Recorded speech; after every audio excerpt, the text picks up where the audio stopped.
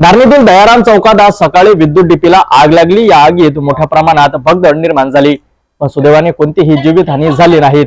पण डीपीच्या खाली कपड्याचे दुकान, भांडी आणि अन्य दुकाने आहेत।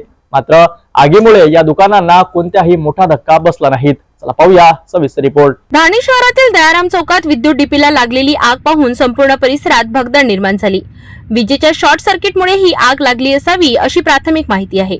या आगीनंतर शेजारील दुकानदार आणि नागरिक धावले होते, पण सुदैवाने कोणत्याही प्रकारची जीवितहानी झाली नाही।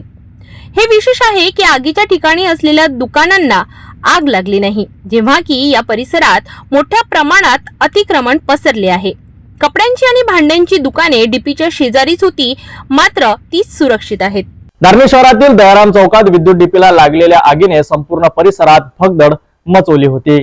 तर सुदैवाने कोणतीही जीवितहानी झाली नाहीत। मात्र अतिक्रमण आणि असुरक्षित वीज व्यवस्थेच्या संदर्भात प्रशासनाला योग्य उपाययोजना कराव्या लागेल, जेणेकरून अशी दुर्घटना पुन्हा होणार नाहीत।